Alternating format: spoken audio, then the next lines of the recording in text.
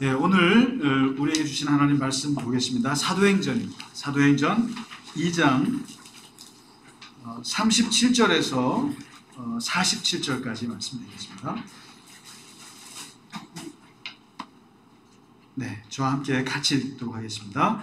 그들이 이 말을 듣고 마음에 찔려 베드로와 다른 사도들에게 물어 이르되 형제들아 우리가 어찌할꼬 하거늘 베드로가 이르되 너희가 회개하여 각각 예수의 이름으로 세례를 받고 죄 사함을 받으라. 그리하면 성령의 선물을 받으리니 이 약속은 너희와 너희 자녀와 모든 먼데 사람 곧 주 우리 하나님이 얼마든지 부르시는 자들에게 하실 것이라 하고 또 여러 말로 확증하며 강하여 이르되 너희가 이 패역한 세대에서 구원을 받으라 하니 그 말을 받은 사람들은 세례를 받음에 이날의 신도의 수가 3,000이나 더하더라. 그들이 사도의 가르침을 받아 서로 교제하고 손을 떼며 오로지 기도하기를 힘쓰니라. 사람마다 두려워하는데 사도들로 말미암아 기사와 표적이 많이 나타나니 믿는 사람이 다 함께 있어 모든 물건을 서로 통용하고 또 재산과 소유를 팔아 각 사람의 필요를 따라 나눠주며 날마다 마음을 같이하여 성전에 모이기를 힘쓰고 집에서 떡을 떼며 기쁨과 순전한 마음으로 음식을 먹고 하나님을 찬미하며 또 온 백성에게 칭송을 받으니 주께서 구원받는 사람을 날마다 더하게 하시니라. 아멘.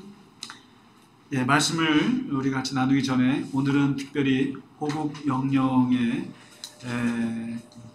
현충일입니다. 그래서 지금 다 10시인데 온 국민이 나라를 위해서 목숨을 바친 우리의 선조들을 위해서 묵념하는 시간을 갖습니다. 예배 중이지만 우리 온 국가와 또 우리 민족을 생각하면서 함께 잠시 묵념하도록 하겠습니다.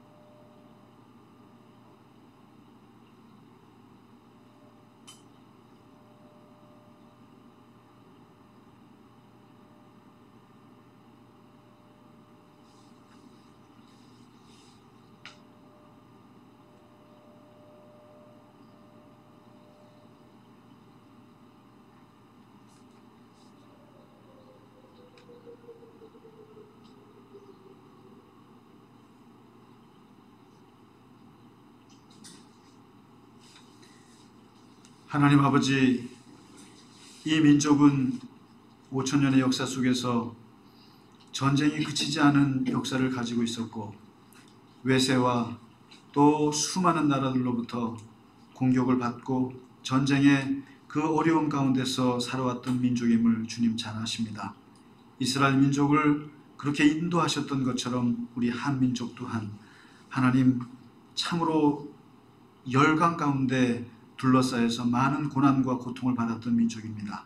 특별히 오늘 현충일을 맞아서 우리 6.25 전쟁과 또 그 이전의 많은 전쟁터에서 하나님 생명을 쓸어간 우리의 호국 영령들을 기억합니다.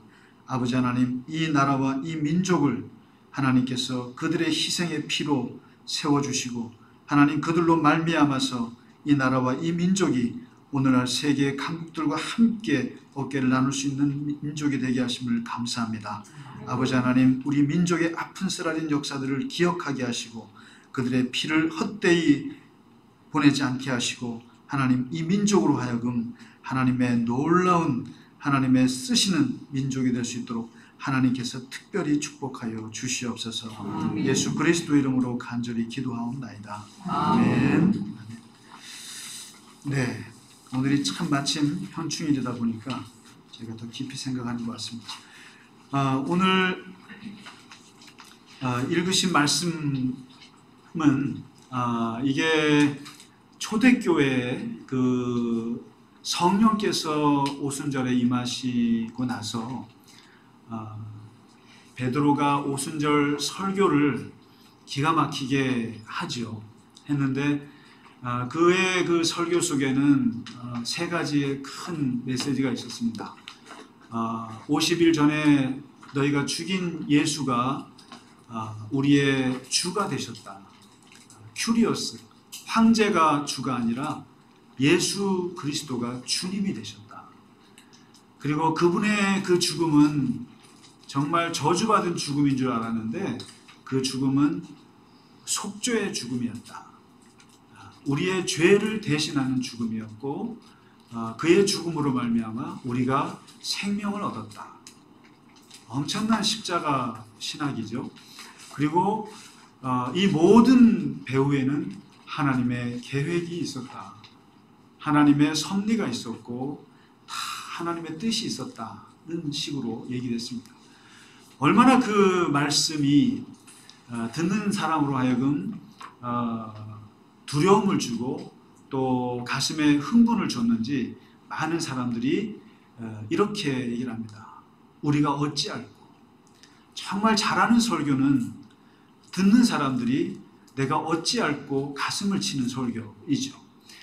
베드로가 그 설교를 하니까 많은 사람들이 그럼 우리가 어떻게 했으면 좋겠는가. 그때 베드로가 얘기를 합니다. 회개하라, 세례를 받으라, 죄사함을 받으라, 성령의 선물을 받으리라, 구원을 받으라. 이 5단어를 써요. 우리가 어찌할꼬 회개하고, 이게 회개가 곧 세례잖아요. 예수 그리스도로 세례를 받는 게 회개잖아요. 또 세례를 받는다는 얘기는 또 죄사함을 받는다는 뜻이잖아요. 또 죄사함을 받았다는 얘기는 성령이 임했다라는 뜻이고 성령의 선물로 받게 된다는 뜻이고 이 말은 곧 구원받았다는 뜻이에요. 그래서 이 5단어가 다 똑같은 말입니다. 이게 다 똑같은 말인데 그러면서 사람들이 세례를 받고 이제 3,000명이 회개하고 돌아오는 이제 일들이 벌어집니다. 벌어지면서 사람들이 교회라는 것이 이제 생겨나는 거죠. 모여서 교회라는 것이 생겨나고 이제 그 사도들의 무릎에 앉아서 사람들이 모이면서 이제 예루살렘 교회라는 것이 이제 탄생을 해요. 최초의 교회가 이제 탄생하는데 우리가 이렇게 주목해서 보는 교회 중에 하나가 이 예루살렘 교회. 도대체 첫 교회는 어땠는가? 어떤 교회였는가? 그래서 바로 누가는 오늘 누가복음 사도행전 42절부터 보시면 42절부터 47절까지 5구절에 걸쳐서 그 예루살렘 교회 그 첫 교회의 모습을 아주 잘 묘사하고 있습니다. 그래서 우리가 교회의 모습을 얘기할 때 바로 이 사도행전 2장 42절에서 47절까지의 모습을 깊이 보고 연구를 합니다. 교회는 이런 모습이구나 하고 연구를 하는데 이 교회의 모습을 자세히 보면요. 여기 보시면 사도의 가르침을 받아 서로 교제하고 떡을 떼며 오로지 기도하기를 힘쓰니라. 그리고 기사와 표적이 나타난다. 물건을 서로 통용하고 재산과 소유를 팔아서 나눠주고 마음을 같이하여 성전에 모이기를 힘쓰고 떡을 떼고 이런 말을 계속해요. 순전한 마음으로 음식을 먹고 하나님을 찬미하니 백성들에게 칭송을 받고 구원받은 사람이 날로 더하더라. 이렇게 묘사를 했어요. 여기 짧은 구절이지만 이게 교회의 모든 걸 다 담고 있고 우리 갈릴리 겨자나무 교회가 10가지 신앙 고백을 하고 있습니다만은 그 모습들이 여기에 지금 다 담겨져 있어요. 교회에는 무엇이 있어야 하고 또 무엇을 힘써야 하고 또 어떤 일을 교회가 집중을 해야 할 때 그 교회는 어떤 결과가 있는가 이걸 다 보여주고 있어요. 무엇이 나타나는가? 말씀이 있었다는 거죠.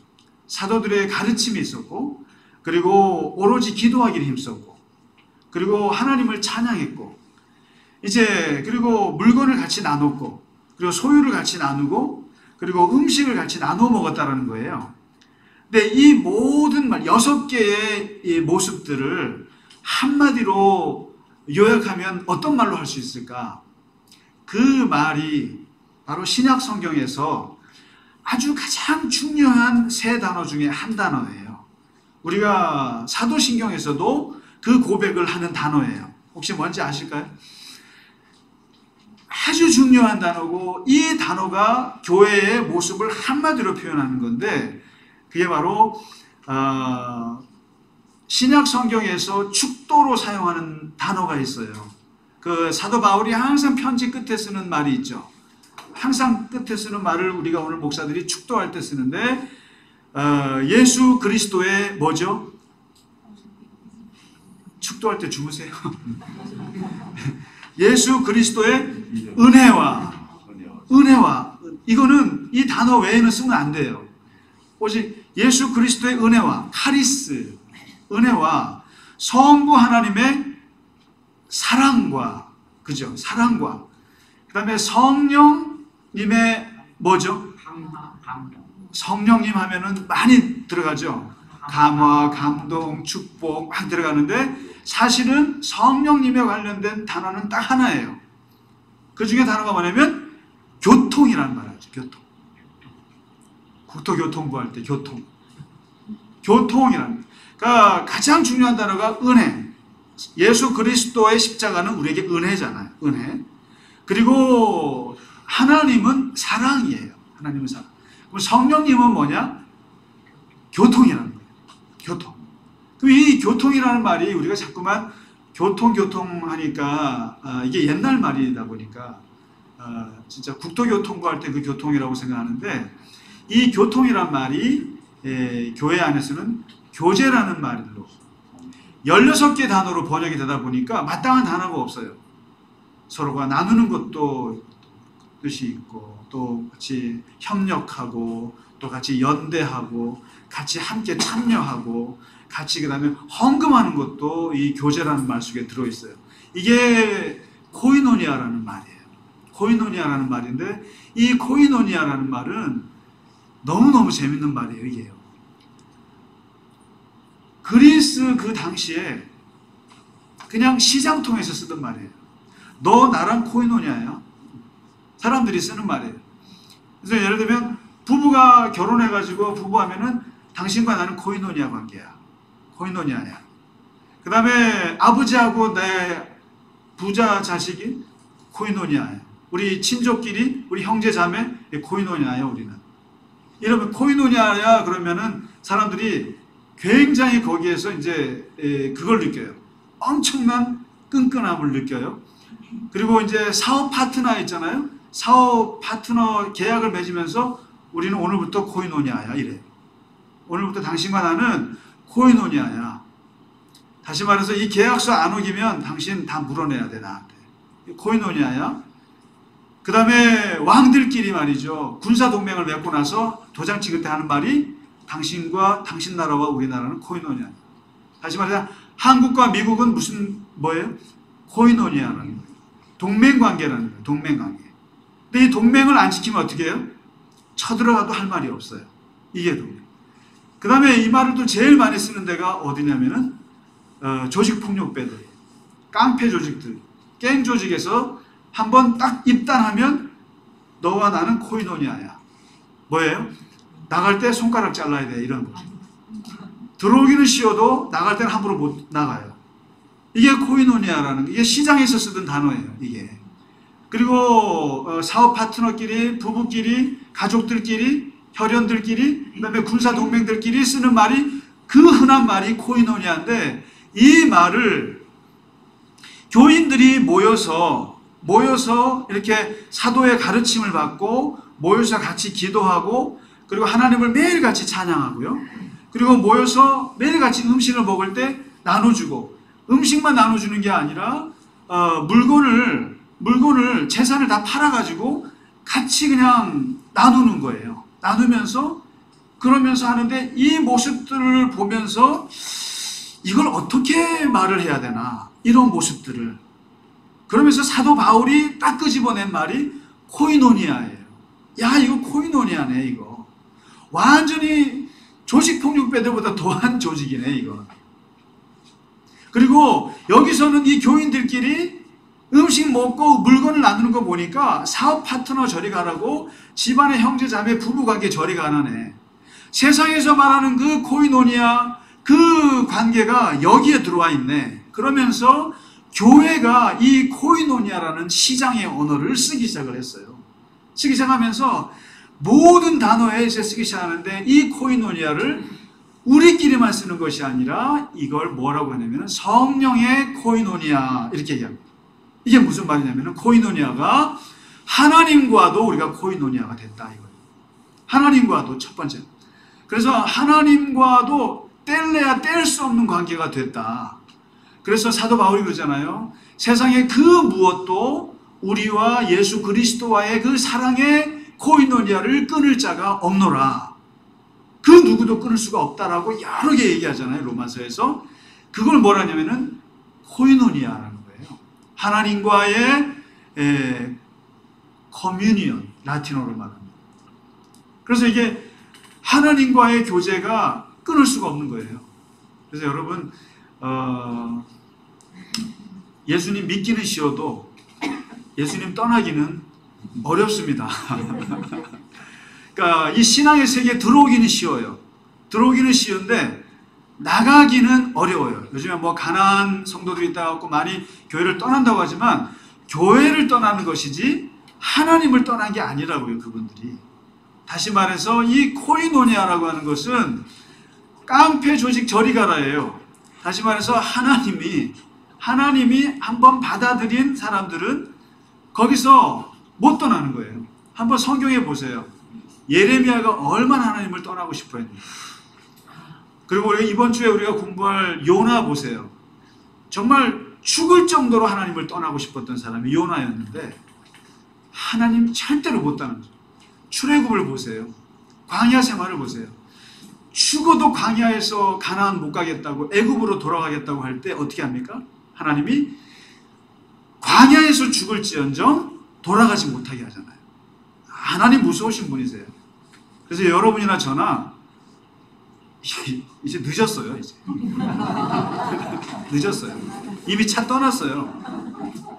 옛날로 돌아가고 싶어도 돌아갈 수가 없는 것이 바로 정말 제가 이런 표현해서 깡패 두목보다 더하신 분이 하나님이시라. 이러면 제가 좀 혼날까요?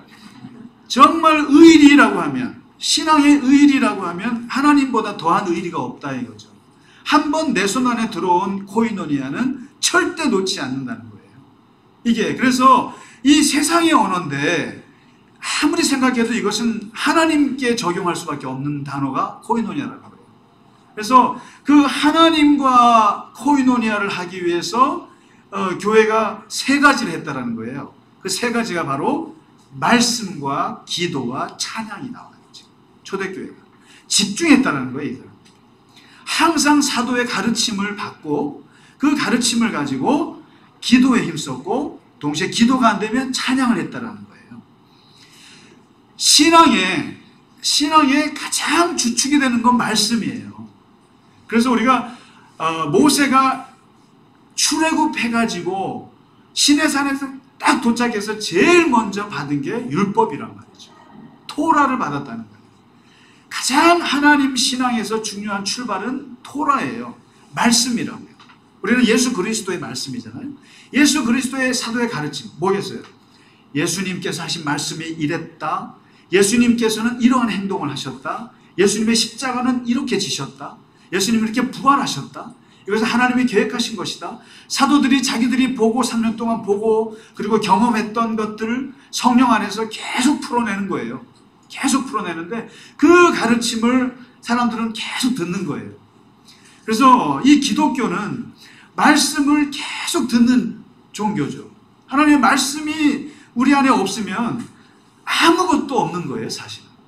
그래서 우리가 그 말씀을 듣고 그리고 이 기도라고 하는 것은 그 주춧돌 위에 말씀의 주춧돌 위에 불을 붙이는 게 기도예요. 불을 붙이는 게 기도. 이 말씀의 주춧돌이 살아서 역사할 수 있도록 하는 것은 기도예요. 찬양이에요. 다시 말해서 기도와 찬양은 감정의 영역이에요. 그리고 이게 감성의 영역이에요. 말씀이 지성덩어리로 우리 안에 들어오면 기도를 통해서 휘발유가 붙게 되고 불이 붙는 거예요. 그래서 기도만 하는 사람도 문제예요. 말씀이 없이. 그리고 기도 없이 말씀만 듣는 것도 아무런 힘이 없어요. 그래서 이 초대교회에서 보여준 건 이 두 가지를 같이 보여주잖아요. 사도의 가르침과 기도에 힘쓰고 찬양에 힘쓰고, 그럼 이것이 불이 붙는데 여기서 뭐가 나타나냐면은 기사와 표적이 나타나요. 기사와 표적은 교회가 이렇게 능력이 나타나는 것은 말씀과 기도가 부딪혔을 때예요. 다른 거 없습니다. 신앙에서 가장 중요한 것은 말씀과 기도예요. 말씀은 하늘에서 오는 것이고 기도는 땅에서 올라가는 거거든요. 하늘에서 오는 것과 만나는 것이, 말씀과 기도가 만날 때 기적이 일어나는 것이고 표적이 일어나는 거거든요. 그래서 교회가 생각지 않은 일들이 벌어지고 생각지 않은 어떤 좋은 일들이 벌어지고 하는 것들은 기도와 말씀이 이렇게 같이 굴러갈 때입니다. 굴러갈 때. 그리고 나서 이 초대교인들은 하나님과의 교제만 신경 쓴 사람들이 아니에요. 하나님과의 코이노니아만 신경 쓴 것이 아니라 이 교인들 간의 교제, 코이노니아가 퍼지는데, 이 본문이 많은 사람들에게 영감을 줬어요. 심지어 가장 영감을 준 게 누구냐면은, 여러분, 공산주의를 만드신 칼 막스라는 분에게 영향을 준 게 바로 이 구절이에요. 이 구절이에요. 초대교회는 공산주의가 아니냐 이거예요. 초대교회는 공산주의 아니냐? 뭐예요? 물건을 다 팔아서 나누지 않았느냐? 재산을 다 나누지 않았느냐? 어떻게 생각하세요? 공산주의 맞잖아요. 공산주의. 그런데 오늘 말씀의 제목이처럼 소련이나 저쪽이나 중국이나 그 막스가 말했던 공산주의는 강제로 부자들의 것들을 뺏어서 나눠준 공산주의잖아요. 근데 여기서는 성령이 임한 공산주의예요. 성령께서 오셔서 사람들로 하여금 이 재산을 나누도록 해준 거예요. 그래서 이것을 커뮤니언이라고 합니다. 커뮤니언. 커뮤니스트라는 게 공산주의가 여기서 나온 거예요. 커뮤니언. 서로가 함께 물건을 통용하는데, 여기서 뭐라고 하냐면은 누구 하나도 이것이 내 거라고 하는 사람이 없더라. 내 거라고 하지 않고, 그 다음에 가난한 사람들도 이것을 받는데 부끄러워하지 않고, 주는 사람들도 이것을 즐거움으로 주고. 이것은 어디에서만 볼 수 있는 현상인지 아세요? 주는 사람이 주면서 말이죠, 이걸로 이렇게 뭐라 그러지? 잘난 척하지 못하고, 받는 사람도 이것을 부끄러워하지 않고 당당하게 받는, 이런 건, 이거는 이 세상에서 어디에만 있죠? 모르세요?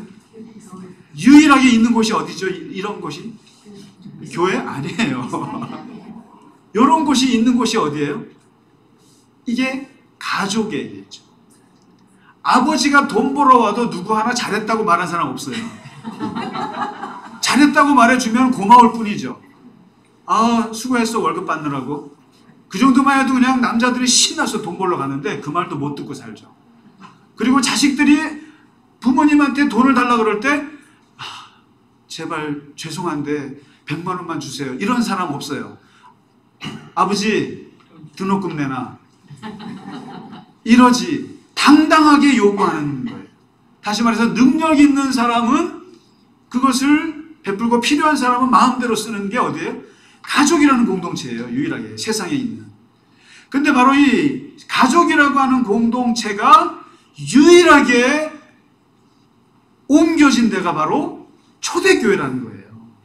초대교회. 바로 예수님께서 내가 말하는 가족은 혈연의 가족을 넘어서는 가족이다라고 말씀하셨잖아요. 그것이 바로 오늘 초대교회에서 이루어진 거예요. 돈 있는 사람들은 돈을 내놔도 칭찬받지 못해요. 인정받지 못해요. 당연한 거예요.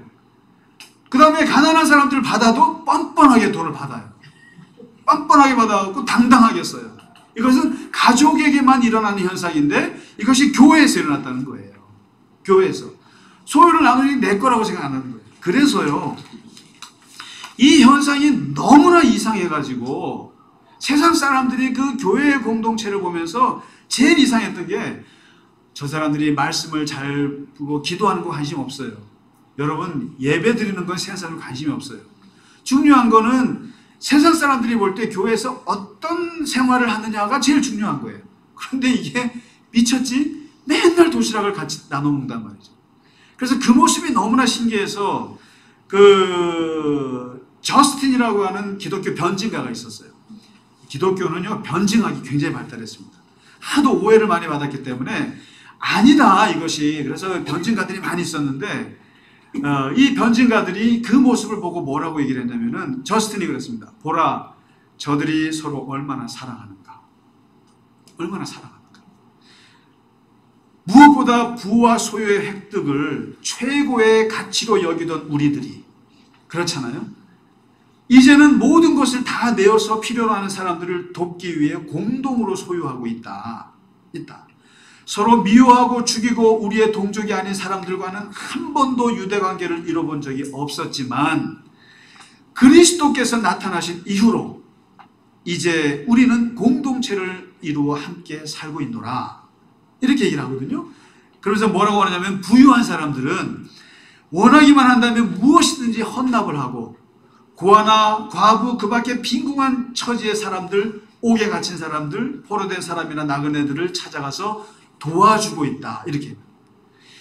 이게 심지어는 아리스티데스라고 하는 변증가도 있어요. 이분은 또 뭐라고 하냐면 그들은 얼마나 사랑하는가 그러면서 과부들에게서 그냥 돌아서는 일이 없더라. 교회가. 고아들을 혹독하게 다루는 사람들로부터 항상 교인들은 뛰쳐나가서 구해내더라. 나그네를 보면은 집으로 영접하면서 예수님처럼 대우하더라. 가난한 자가 죽으면 장례를 교회가 부담하더라. 그들 중에 가난하고 궁핍한 사람과 양식이 없는 자가 있으면 그들을 돕기 위해서 자기가 3일을 금식을 하더라. 3일 먹을 거를 금식해서 그 사람에게 주더라. 이게 변증가들의 눈에 비친 이 예루살렘 교회 초대교회 교인들의 코이노니아라는 거예요. 무서운 얘기입니다. 이게 굉장히 무서운 얘기. 이게 세상 사람들에게 엄청난 영향을 주는 거예요. 그러면서 세상에서는 그냥 부한 사람들 보면은 그냥 정말 얄미워서 재산을 빼앗아서 가난하게 주자 이런 분배를 얘기하는 공산주의자들이 있지만은 성령이 진짜로 임한 교회는 가족 같은 이러한 분배, 죽어도 잘난 척 못하고 받아도 당당하게 받는 이러한 모습들이 초대교회에서 일어나다라는 거죠. 이걸 뭐라고 하냐면은 이게 코이노니아라는 거예요. 그리고는 교인들이 그럼 뭘 했느냐라는 거예요. 여러분, 교회가 무슨 대단한 일을 하는 게 아니고요. 이 저스틴이나 이 변증가들이 얘기하는 걸 보세요. 이 코이노니아의 모습을 보면서 뭐라고 한마디로 딱 얘기하냐면은 얼마나 그들이 사랑하는가. 사랑하는 거. 교인들은 같이 서로 사랑하는 것밖에 없어요. 솔직히.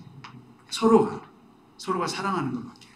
서로가 좋아해주고 서로 다른 사람들인데도 서로 사랑해주고 포용해주고 교회가 전도해야지. 전도하고 선교하고 그래 사람들 많이 해서 데리고 와야지. 이러진 않았고 이분들은 오직 관심이 뭐냐면 서로가 서로를 사랑하는 것밖에 없었다는 거죠. 그랬더니 어떤 일이 벌어지냐면 딱 두 가지 얘기를 합니다. 이 초대교회에 일어났던 일들. 그냥 그들은 하나님의 말씀을 듣고 같이 기도하고 찬양하기 좋아했고 서로 모여서 같이 음식 나누기 좋아하고 너 뭐 더 먹어, 너 뭐 필요한 거 있니? 서로 나누고 이거밖에 안 했다라는 거예요. 교회가 했던 건. 교회가 한 건 이거밖에 없어요. 밖에 나가서 선전한 것도 아니고 무슨 갈릴리 겨자나무교회 홍보 우리는 좋은 교회입니다. 전도지 뿌리고 이러지 않았다는 거예요. 오직 교회 안에서만 서로 사랑을 나누고 하나님과의 코이노니아, 교인들과의 코이노니아를 했다라는 거예요. 이게. 했더니 결과가 뭐냐? 밖에서 알아서 다 보더라는 거예요. 밖에서 다 교회를 보더니만 박수를 쳐주더라는 거예요. 칭송을 해주더라는 거예요. 뭘 보고 칭송했겠습니까? 재산을 나누는 걸 보고 칭송한 거예요. 같이 손에 손잡고 같이 나누는 걸 보고 칭송을 한 거예요. 그러면서 알아서 교회에 들어오더라는 거예요. 구원받는 자가 늘어나더라는 거죠. 여러분, 교회가요, 쓸데없이 사회 나가서 뭐 홍보 안 하셔도 돼요. 우리 교회 이런 거 할게요. 막 뭐 안 해도 돼요. 요즘 새롭게 나오는 교회 운동이 뭔지 아세요? 교회가 교회 되게만 해라. 너희들끼리만 잘해라. 이거죠. 교회가 교회 안에서만 서로가 싸우지만 않고 살아만 해도 세상 사람들이 보고 다 박수 쳐준다니까요. 서로가 싸우지만 않아도요. 오늘날에는 교회가 세상의 골머리가 되어버렸잖아요. 저도 사실 거기에 책임을 면할 수가 없는 입장인데, 그래서 제가 지난주에 아주 재밌는 걸 봤어요. 요즘에 코로나 때 이제 지식 포럼이라는 게 있는데, 현대자동차 정몽구 재단이라고 있어요. 이제 아마 최근에 생긴 것 같은데, 거기에 이제 미래 지식 포럼을 하는데, 거기에 6개 강의를 해요. 근데 거기에 제목이 연결입니다. 연결인데, 아마 제가 느끼기에는 커넥트라는 영어 단어인데, 이 커넥트라는 단어를 아주 기가 막히게 쓴 사람이 2015년인가요? 스티브 잡스가 스탠포드 대학의 졸업식 때 했던 명연설이 있어요. 제가 아주 그때 미국에 있을 때였는데, 그 연설을 제가 원문을 놓고 아주 몇 번을 봤던 연설인데, 거기에 그분이 자신의 인생 얘기하잖아요. 창업자로서 쫓겨나고 여러 가지 고난 겪었던 걸 얘기하면서 그 모든 자기의 고난들을 뭐라고 얘기하면 Connecting the Dots라고 했어요. 각 고난의 점들이 나중에 다 커넥팅 돼서 이것이 오늘날의 애플을 만들었다 이거였거든요. 그래서 그 커넥팅이라는 말이 굉장히 저한테 와닿았는데, 그 단어를 이번에 미래지식 포럼에서 주제로 썼어요. 커넥팅이죠. 연결. 뭐냐면 코로나19는 여기서 이제 1번 타자로 나섰던 분이 이화여대 석자 교수인 최재천 교수죠. 생물학. 유명한 하버드 대학 출신의 이분이 하시는데, 그분이 그래요. 코로나19가 온 이유가 뭐냐면 바로 이 커넥팅을 잃어버렸다는 거죠. 뭐냐면 협력과 배려, 그리고 서로가 이 공존하는 것들을 연결하는 것을 잊어버린 인류에게 문제가 있다는 거죠. 그래서 생겨난 것이다 라고 얘기하면서 이 생물들을 그냥 다양하게 그냥 잘 균형 맞춰야 되는데, 이게 불균형이 되는 바람에, 이 불균형이 되면은 바이러스들에게는 블루오션이래요. 완전히 바이러스들에게는 이 불균형화된 거에는 아주 치고 들어가기 가장 좋은데, 인간 치고 들어가기 좋고 가축이 표적이라는 거예요. 그러면서 지금이 바로 그런 때인데, 이때는 이제 생태 백신을 개발해야 된다. 이게 뭐냐면 자연보호해야 합니다. 자연보호해야 합니다. 그러면서 얘기하는데, 이분의 강의 제목이 뭐였냐면은 손잡지 않고 살아남은 생명은 없다예요. 모든 생명은 다 손을 잡아야 살아난다는 거예요. 그러면서 코로나가 딱 터졌을 때 세계의 많은 부자들이 했던 아주 재밌는 이야기를 하나 해요. 요 전염병으로부터 벗어나려고 무인도로 자기 땅으로 갔다는 거예요. 다. 부자들이요. 부자들이 생각하는 게 뭐예요? 나만 살겠다라는 거잖아요. 나만 살려고 무인도 땅 사가지고 거기 딱 들어갔는데, 웬걸 코로나가 하루 이틀에 끝나지는 않네요. 1년이 가고 2년이 가고 결국에는 거기서 다 부자들이 뛰쳐나왔다는 거예요. 결국 세상은 연결해서 서로 도와야 되는데, 그래서 이 백신도 부자들부터 맞으면 안 되고 진짜 가난한 나라부터 맞춰야 된다는 거예요. 그리고 의료진부터 맞춰야 되고 대면하는 사람들부터 먼저 맞춰야 된다는 거예요. 먼저 맞춰야 되고 그래야 이게 되는데, 그러면서 뭐라고 말하냐면은 벌과 꽃을 예를 들더라고요. 벌과 꽃이 세상에서 가장 무게를 재면 제일 많이 나가는 게 식물이고, 그리고 가장 종류가 많은 게 벌이라는 거예요. 근데 이 벌과 꽃, 식물들은 왜 이렇게 많은 개체수를 자랑하느냐? 벌은 번식을 위해서 꽃에게 뭘 주죠? 뭘 주죠?